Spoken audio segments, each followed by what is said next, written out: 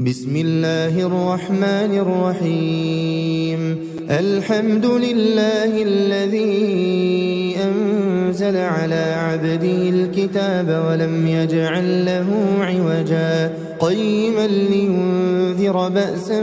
شديدا من لدنه ويبشر المؤمنين الذين يعملون الصالحات أن لهم أجرا حسنا ماكثين فيه أبدا وينذر الذين قالوا اتخذ الله ولدا ما لهم به من علم ولا لآبائهم كبرت كلمة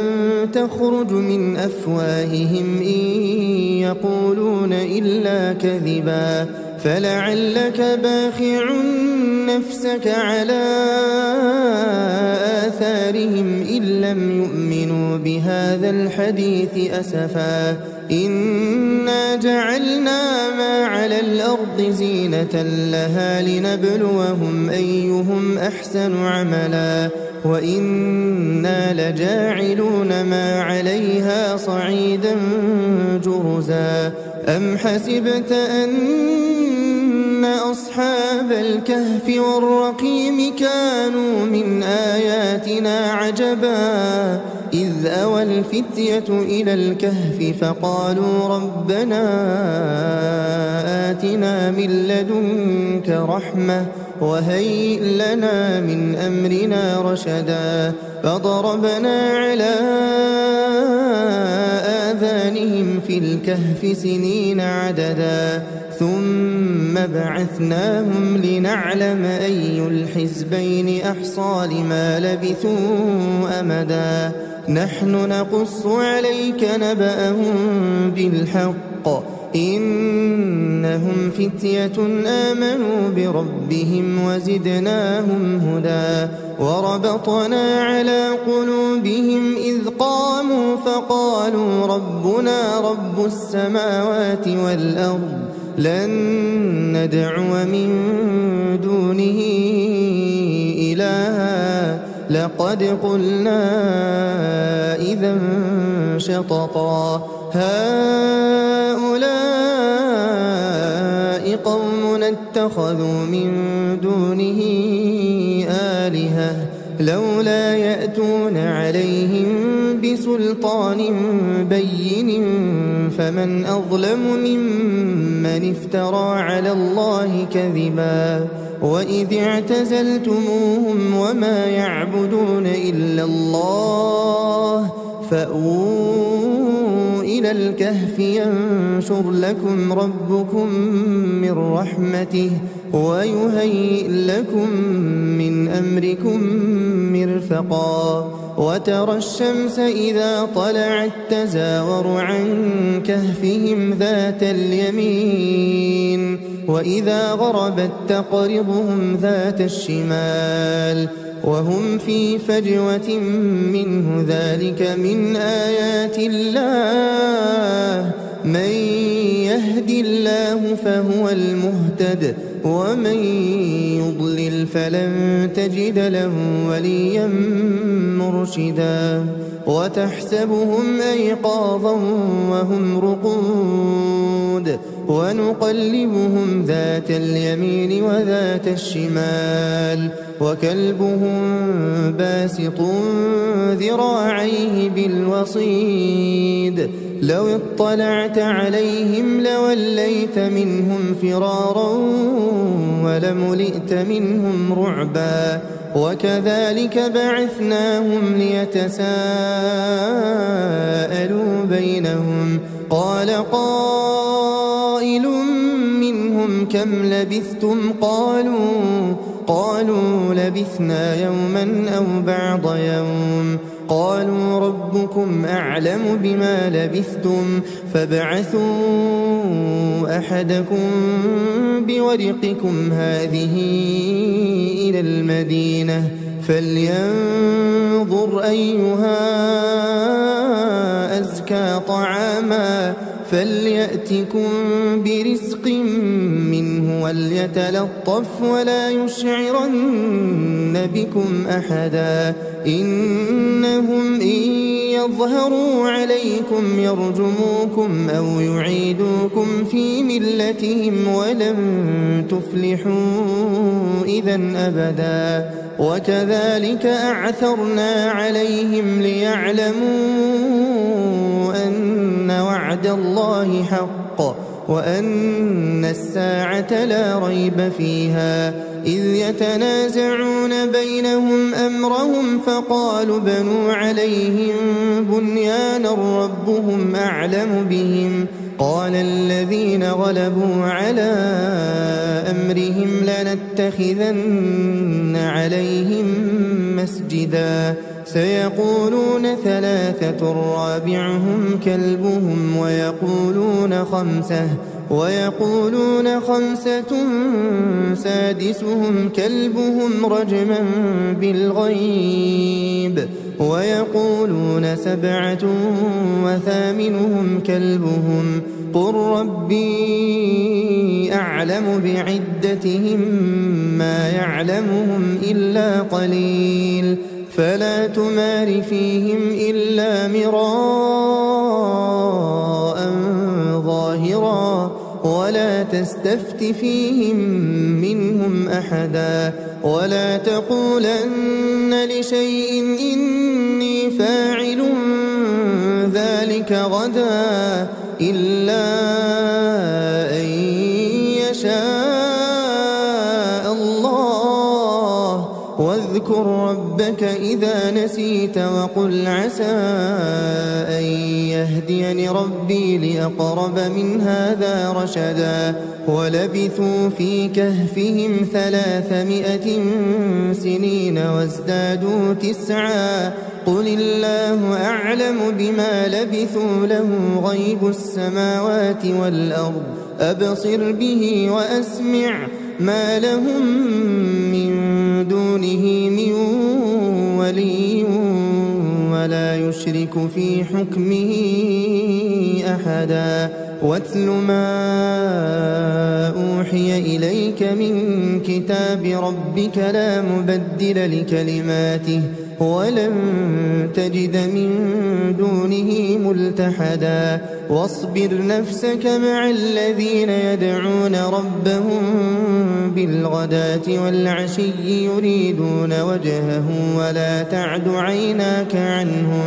ولا تعد عيناك عنهم تريد زينة الحياة الدنيا ولا تطع من أغفلنا قلبه عن ذكرنا واتبع هواه وكان أمره فرطا وقل الحق من ربكم فمن شاء فليؤمن ومن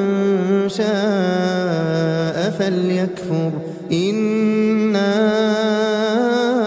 أعتدنا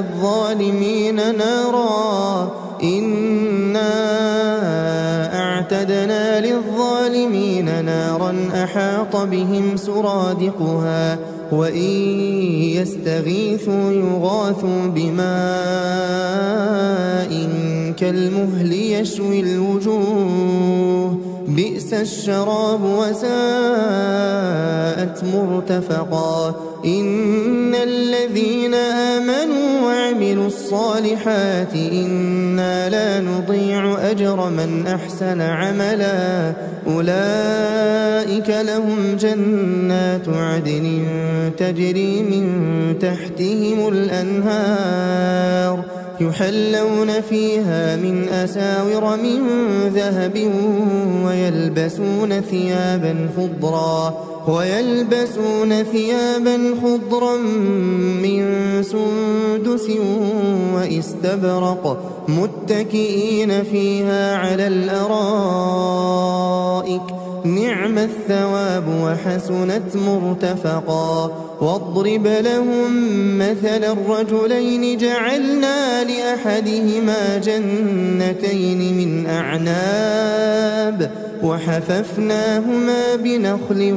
وجعلنا بينهما زرعا كلتا الجنتين آتت أكلها ولم تظلم منه شيئا وفجرنا خلالهما نهرا وكان له ثمر فقال لصاحبه وهو يحاوره أنا أكثر منك مالا وأعز نفرا ودخل جنته وهو ظالم لنفسه قال ما أظن أن تبيد هذه أبدا وما أظن الساعة قائمة ولئن رددت إلى ربي لأجدن خيرا منها منقلبا قال له صاحبه وهو يحاوره أكفرت بالذي خلقك من تراب ثم من نطفة ثم سواك رجلا لكن هو الله ربي ولا أشرك بربي أحدا ولولا إذ دخلت جنتك قلت ما شاء الله لا قوة إلا بالله إن ترني أنا أقل منك مالا وولدا فعسى ربي أن يؤتيني خيرا من جنتك ويرسل عليها حسبانا من السماء فتصبح صعيدا زلقا أو يصبح ماؤها غورا فلن تستطيع له طلبا وأحيط بثمره فأصبح يقلب كفيه على ما أنفق فيها وهي خاوية على عروشها ويقول يا ليتني لم أشرك بربي أحدا ولم تكن له فئة ينصرونه من دون الله وما كان منتصرا هنالك الولاية لله الحق هو خير ثوابا وخير عقبا واضرب لهم مثل الحياة الدنيا كماء إن أنزلناه من السماء فاختلط به نبات الأرض فأصبح هشيما تذروه الرياح وكان الله على كل شيء مقتدرا المال والبنون زينة الحياة الدنيا والباقيات الصالحات خير عند ربك ثوابا وخير أملا ويوم نسير الجبال وترى الأرض بارزة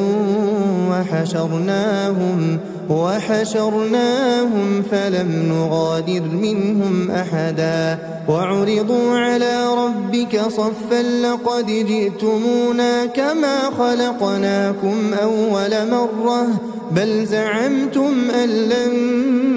نجعل لكم موعدا ووضع الكتاب فترى المجرمين مشفقين مما فيه ويقولون يا ويلتنا ما لهذا الكتاب لا يغادر صغيرة ولا كبيرة إلا أحصاها ووجدوا ما عملوا حاضرا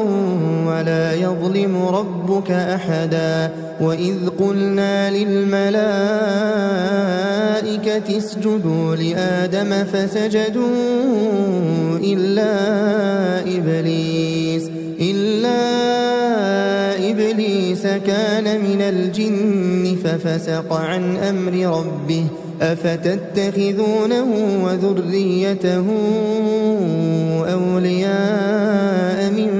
دوني وهم لكم عدو بئس للظالمين بدلا ما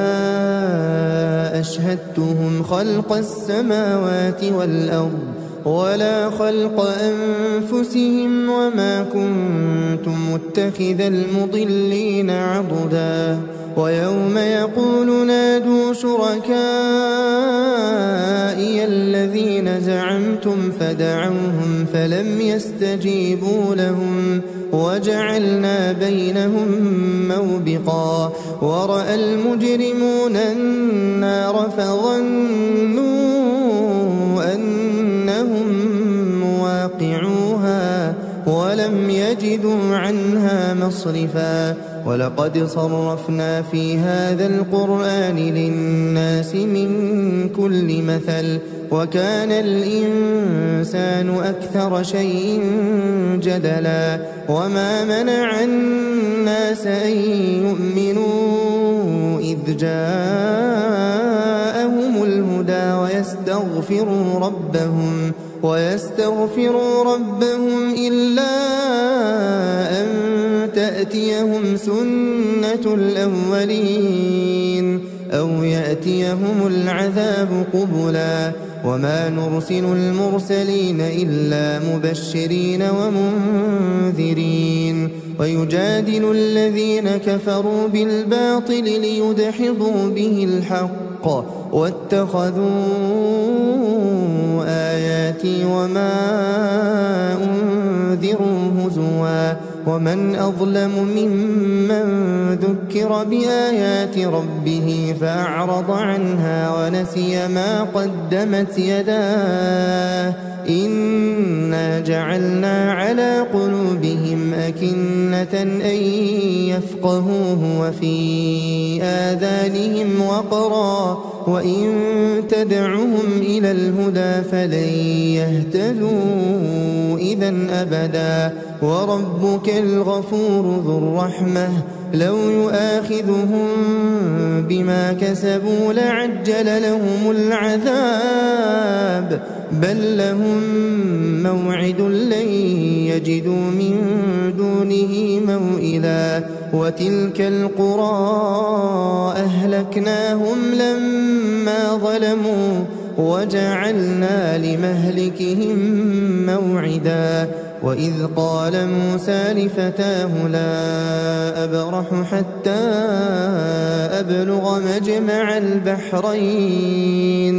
حتى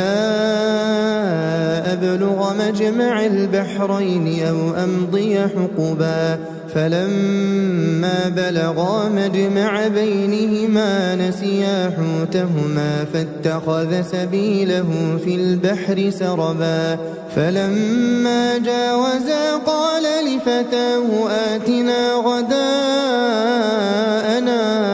لقد لقينا من سفرنا هذا نصبا قال أرأيت إذ أوينا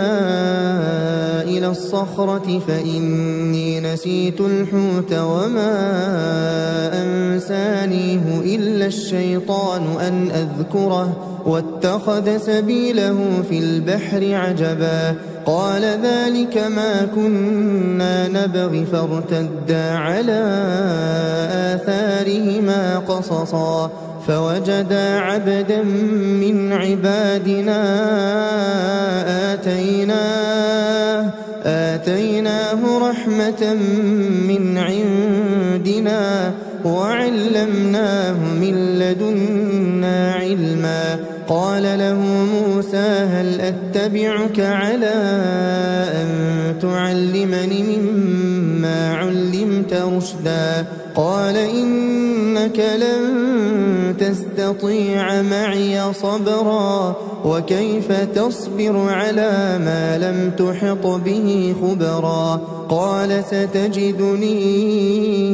إن شاء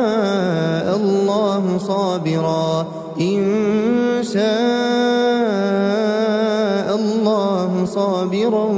ولا أعصي لك أمرا قال فإن اتبعتني فلا تسألني عن شيء حتى أحدث لك منه ذكرا فانطلقا حتى إذا ركبا في السفينة خرقها قال أخرقتها لتغرق أهلها لقد جئت شيئا إمرا قال ألم أقل إنك لن تستطيع معي صبرا قال لا تؤاخذني بما نسيت ولا ترهقني من أمري عسرا فانطلقا حتى إذا لقيا غلاما فقتله قال أقتلت نفسا زكية بغير نفس لقد جئت شيئا نكرا قال ألم أقل لك إنك لن تستطيع معي صبرا قال إن سألتك عن شيء بعدها فلا تصاحبني قد بلغت من لدني عذرا فانطلقا حتى إذا أتيا أهل قرية استطعما أهلها فأبوا أن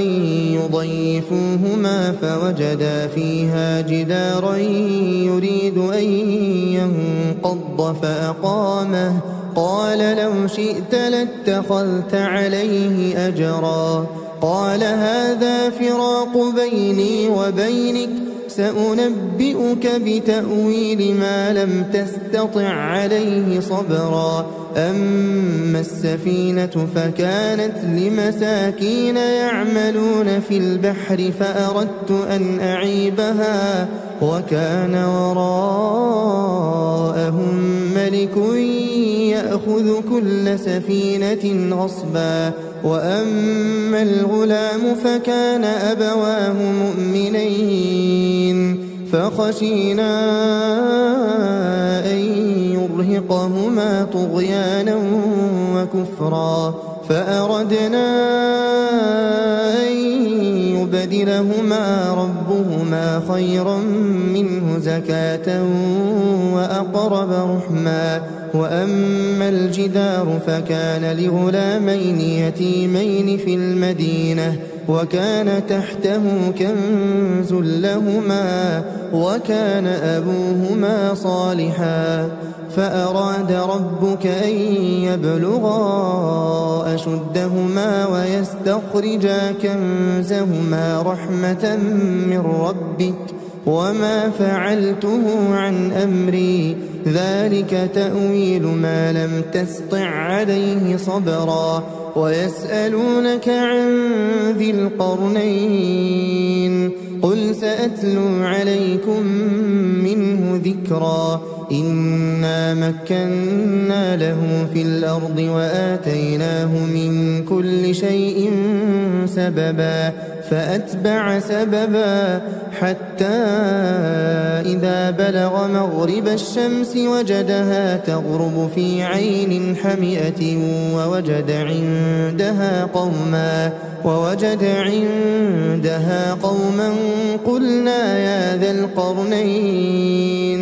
قلنا يا ذا القرنين إما أن تعذب وإما أن تتخذ فيهم حسنا قال أما من ظلم فسوف نعذبه ثم يرد إلى ربه فيعذبه عذابا نكرا وأما من آمن وعمل صالحا فله جزاء الحسنى وسنقول له من أمرنا يسرا ثم أتبع سببا حتى إذا بلغ مطلع الشمس وجدها تطلع على قوم لم نجعل لهم من دونها سترا كذلك وقد أحطنا بما لديه خبرا ثم أتبع سببا حتى إذا بلغ بين السدين وجد من دونهما قوما لا يكادون يفقهون قولا قالوا يا ذا القرنين إن يأجوج ومأجوج مفسدون في الأرض فهل نجعل لك خرجا على أن تجعل بيننا وبينهم سدا قال ما مكني فيه ربي خير فأعينوني بقوة أجعل بينكم وبينهم ردما آتوني زبر الحديد حتى إذا ساوى بين الصدفين قال انفخوا حتى إذا جعله نارا قال آتوني أفرغ عليه قطرا فما استطاعوا أن يظهروه وما استطاعوا له نقبا قال هذا رحمة من ربي فإذا جاء وعد ربي جعله دكاء وكان وعد ربي حقا وتركنا بعضهم يومئذ يموج في بعض ونفخ في الصور فجمعناهم جمعا وعرضنا جهنم يومئذ للكافرين عرضا الذين كانت أعينهم في غطاء عن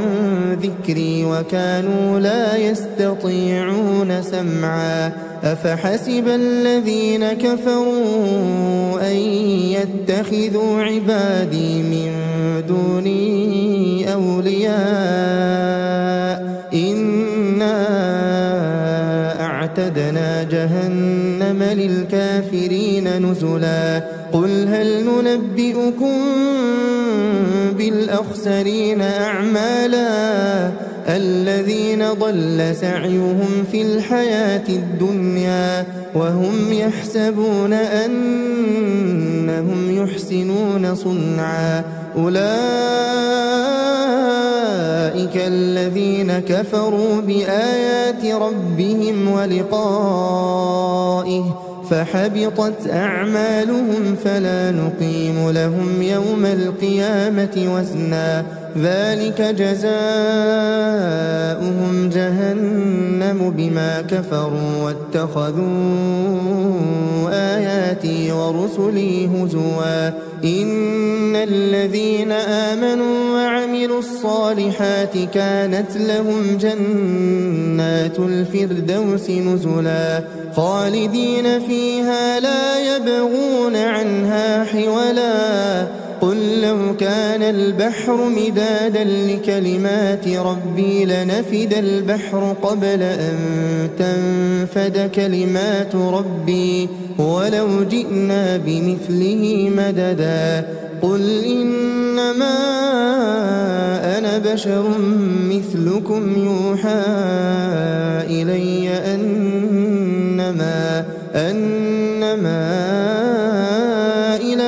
إلهكم إله واحد فمن كان يرجو لقاء ربه فليعمل عملا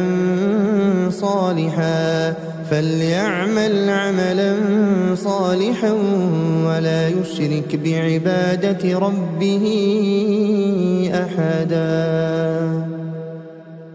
الحمد لله الذي أنزل على عبده الكتاب ولم يجعل له عوجا قيما لينذر بأسا شديدا من لدنه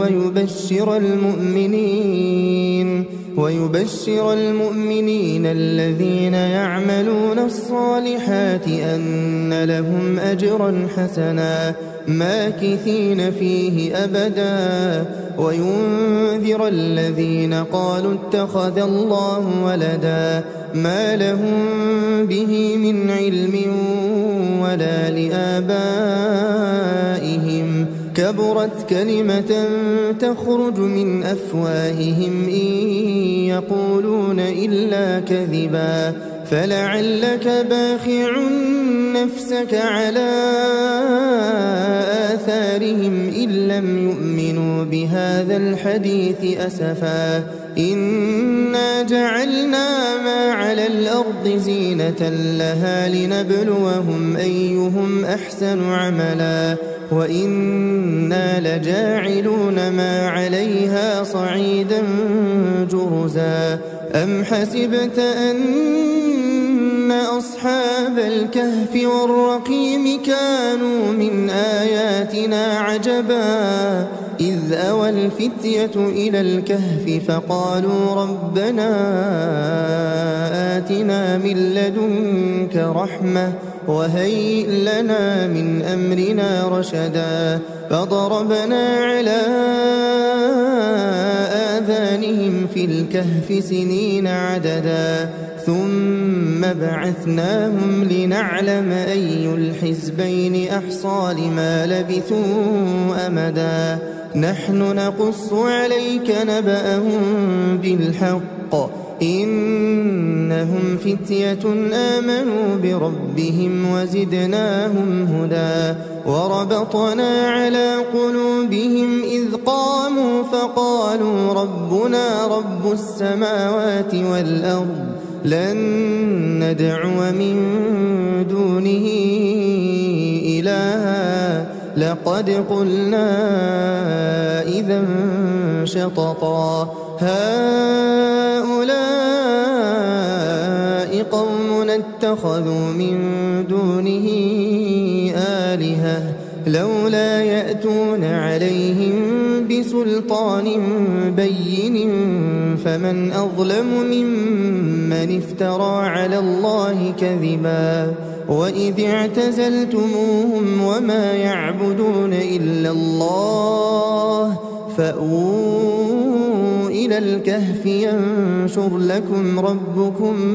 من رحمته ويهيئ لكم من أمركم مرفقا وترى الشمس إذا طلعت تزاور عن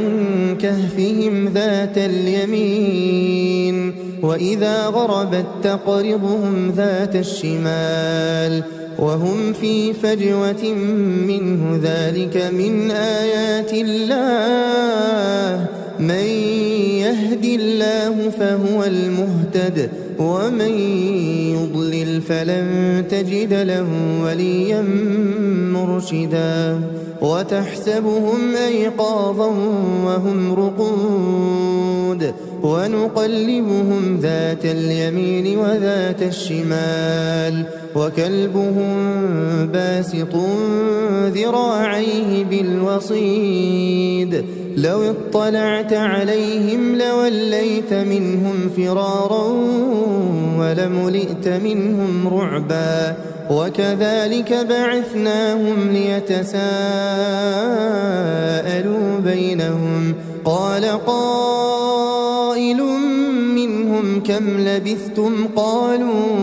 قالوا لبثنا يوما أو بعض يوم قالوا ربكم أعلم بما لبثتم فابعثوا أحدكم بورقكم هذه إلى المدينة فلينظر أيها أزكى طعاما فليأتكم برزق منه وليتلطف ولا يشعرن بكم أحدا إنهم إن يظهروا عليكم يرجموكم أو يعيدوكم في ملتهم ولن تفلحوا إذا أبدا وكذلك أعثرنا عليهم ليعلموا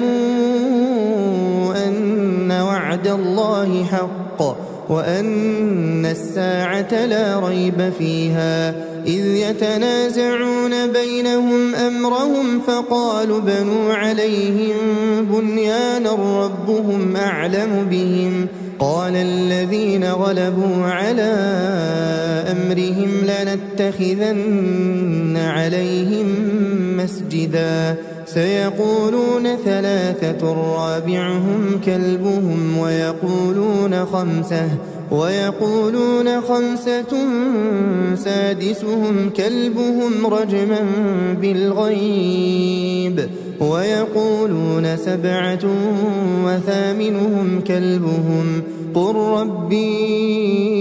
أعلم بعدتهم ما يعلمهم إلا قليل فلا تمار فيهم إلا مراء ظاهرا ولا تستفت فيهم منهم أحدا ولا تقولن لشيء إني فاعل ذلك غدا إلا أن يشاء الله واذكر ربك إذا نسيت وقل عسى أن يهديني ربي لأقرب من هذا رشدا ولبثوا في كهفهم 300 سنين وازدادوا 9 قل الله أعلم بما لبثوا له غيب السماوات والأرض أبصر به وأسمع ما لهم من دونه من ولي ولا يشرك في حكمه أحدا واتل ما أوحي إليك من كتاب ربك لا مبدل لكلماته ولن تجد من دونه ملتحدا واصبر نفسك مع الذين يدعون ربهم بالغداة والعشي يريدون وجهه ولا تعد عيناك عنهم تريد زينة الحياة الدنيا ولا تطع من أغفلنا قلبه عن ذكرنا واتبع هواه وكان أمره فرطا وقل الحق من ربكم فمن شاء فليؤمن ومن شاء فليكفر إنا أعتدنا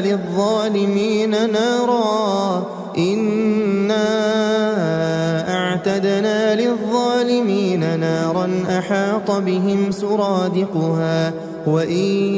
يستغيثوا يغاثوا بماء كالمهل يشوي الوجوه بئس الشراب وساءت مرتفقا إن الذين آمنوا وعملوا الصالحات إنا لا نضيع أجر من أحسن عملا أولئك لهم جنات عدن تجري من تحتهم الأنهار يحلون فيها من أساور من ذهب ويلبسون ثيابا خضرا من سندس واستبرق متكئين فيها على الأرائك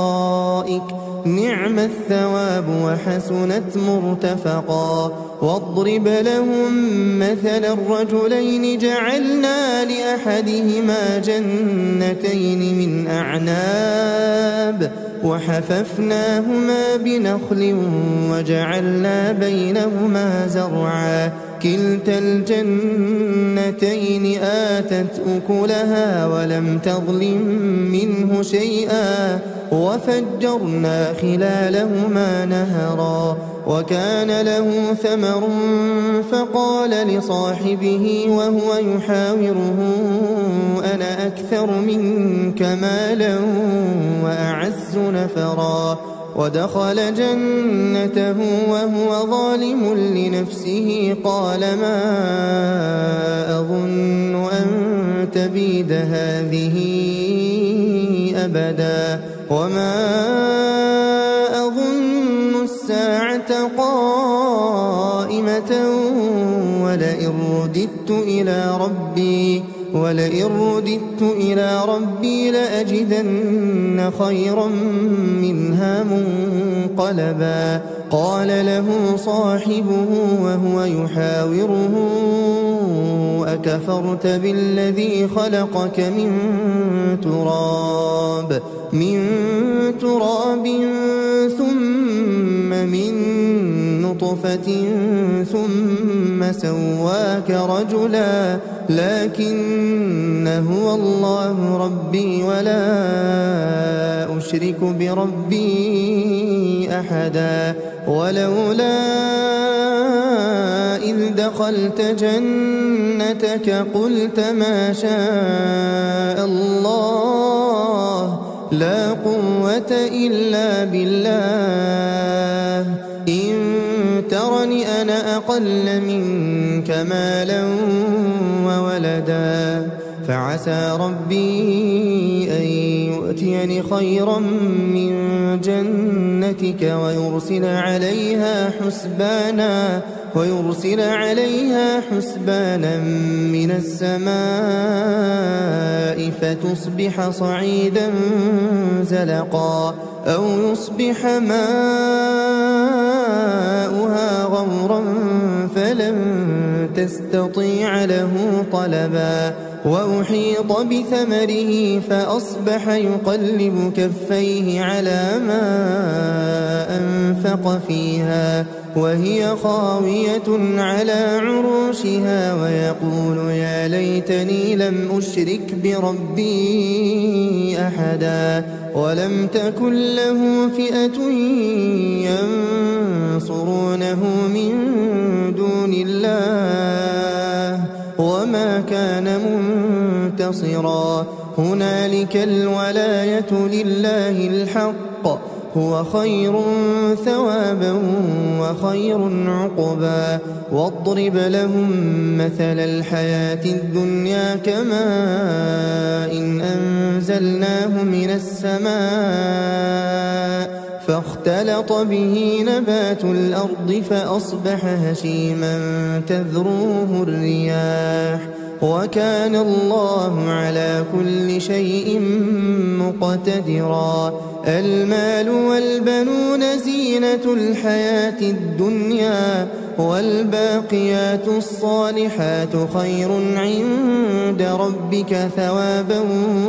وخير أملا. ويوم نسير الجبال وترى الأرض بارزة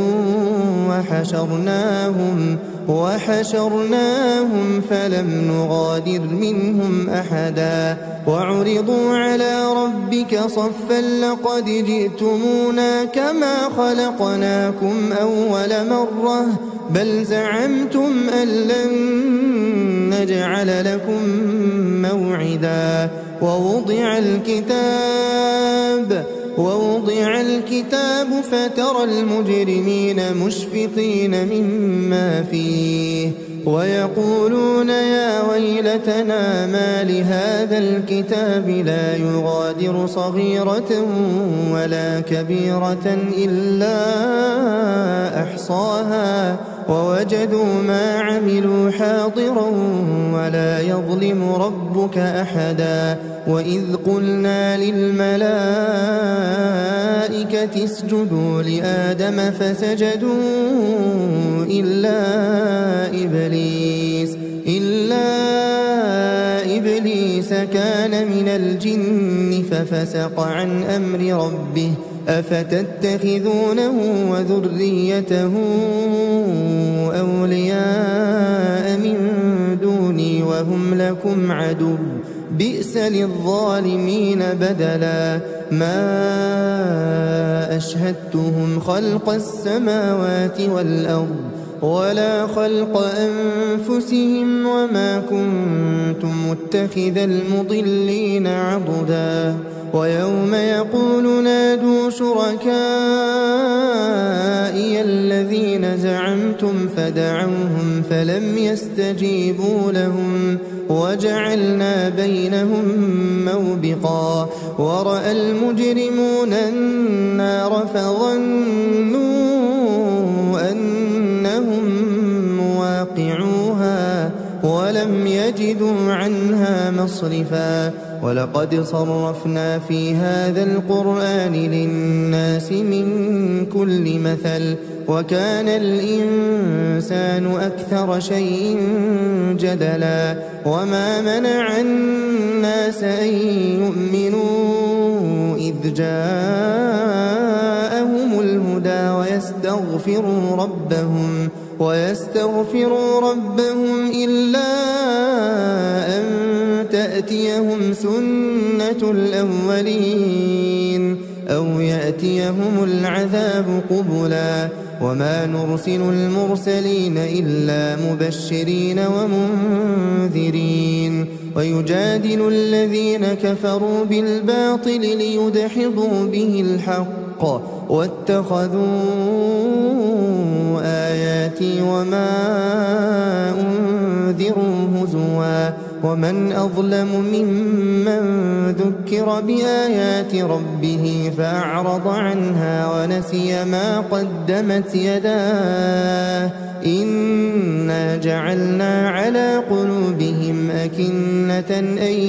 يفقهوه وفي آذانهم وقرا وإن تدعهم إلى الهدى فلن يهتدوا إذا أبدا وربك الغفور ذو الرحمة لو يؤاخذهم بما كسبوا لعجل لهم العذاب بل لهم موعد لن يجدوا من دونه موئلا وتلك القرى أهلكناهم لما ظلموا وجعلنا لمهلكهم موعدا وإذ قال موسى لفتاه لا أبرح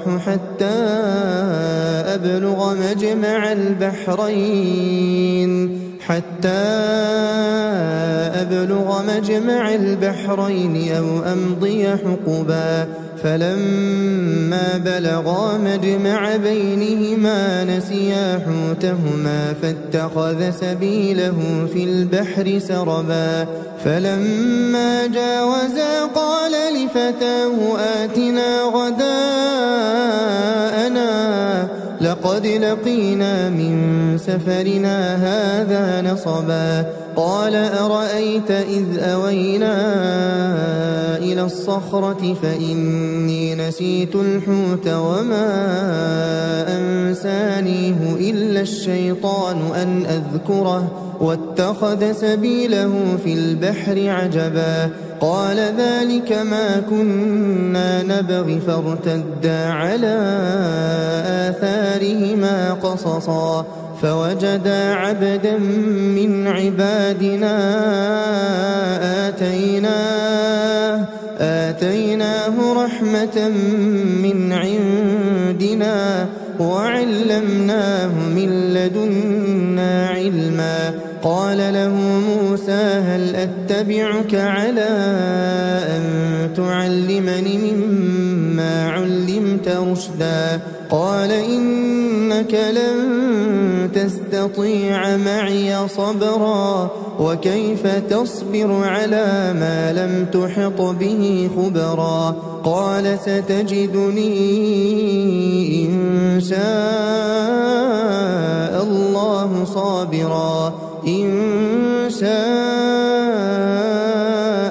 الله صابرا ولا أعصي لك أمرا قال فإن اتبعتني فلا تسألني عن شيء حتى أحدث لك منه ذكرا فانطلقا حتى إذا ركبا في السفينة خرقها قال أخرقتها لتغرق أهلها لقد جئت شيئا إمرا قال ألم أقل إنك لن تستطيع معي صبرا قال لا تؤاخذني بما نسيت ولا ترهقني من أمري عسرا فانطلقا حتى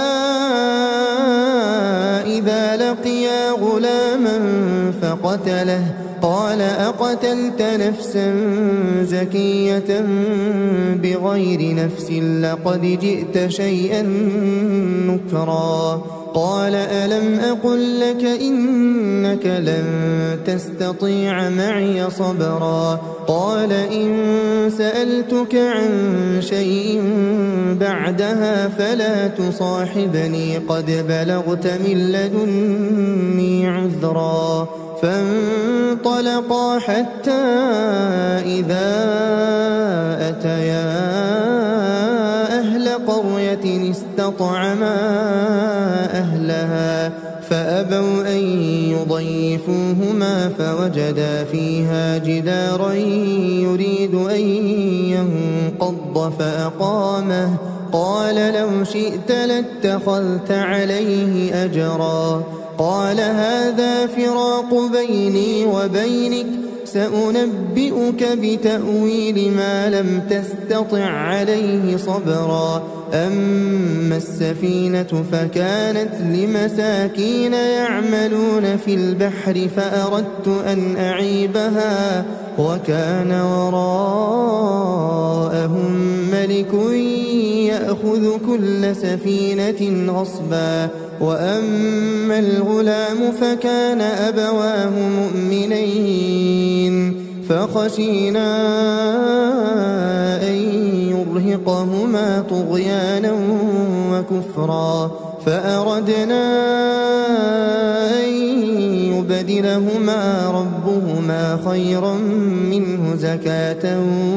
وأقرب رحما وأما الجدار فكان لغلامين يتيمين في المدينة وكان تحته كنز لهما وكان أبوهما صالحا فأراد ربك أن يبلغا أشدهما ويستخرجا كنزهما رحمة من ربك وما فعلته عن أمري ذلك تأويل ما لم تسطع عليه صبرا ويسألونك عن ذي القرنين قل سأتلو عليكم منه ذكرا إنا مكنا له في الأرض وآتيناه من كل شيء سببا فأتبع سببا حتى إذا بلغ مغرب الشمس وجدها تغرب في عين حمئة ووجد عندها قوما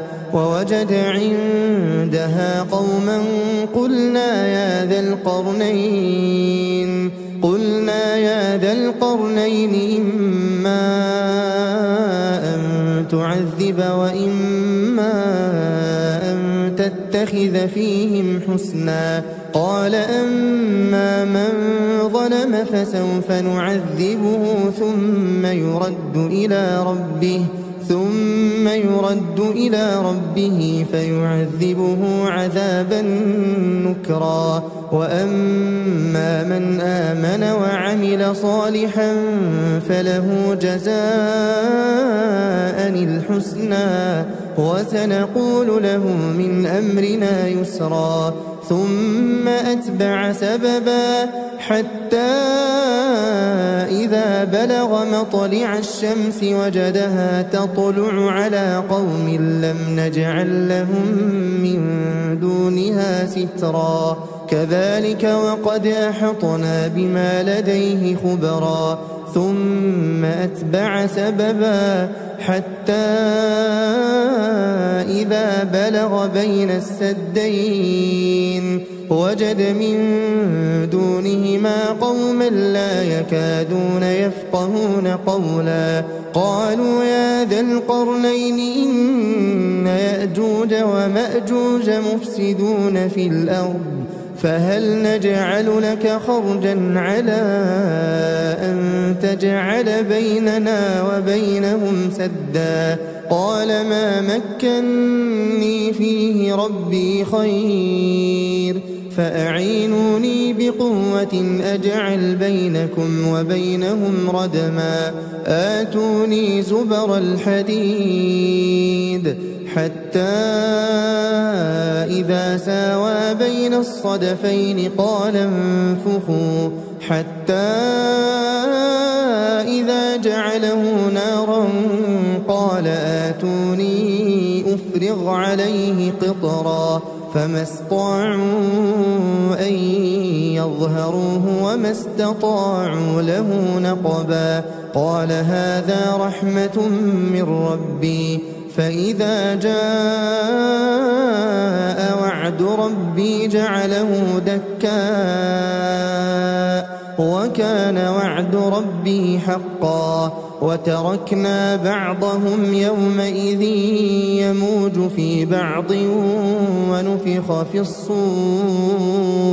ونفخ في الصور فجمعناهم جمعا وعرضنا جهنم يومئذ للكافرين عرضا الذين كانت أعينهم في غطاء عن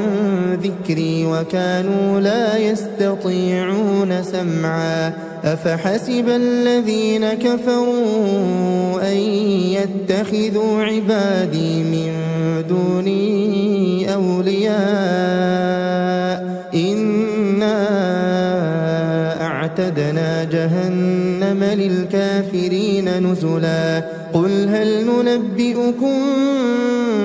بالأخسرين أعمالا الذين ضل سعيهم في الحياة الدنيا وهم يحسبون أنهم يحسنون صنعا أولئك الذين كفروا بآيات ربهم ولقائه فحبطت أعمالهم فلا نقيم لهم يوم القيامة وزنا ذلك جزاؤهم جهنم بما كفروا واتخذوا آياتي ورسلي هزوا إن الذين آمنوا وعملوا الصالحات كانت لهم جنات الفردوس نزلا خالدين فيها لا يبغون عنها حولا قل لو كان البحر مدادا لكلمات ربي لنفد البحر قبل أن تنفد كلمات ربي ولو جئنا بمثله مددا قل إنما أنا بشر مثلكم يوحى إلي أنما إلهكم إله واحد فمن كان يرجو لقاء ربه فليعمل عملا صالحا ولا يشرك بعبادة ربه أحدا.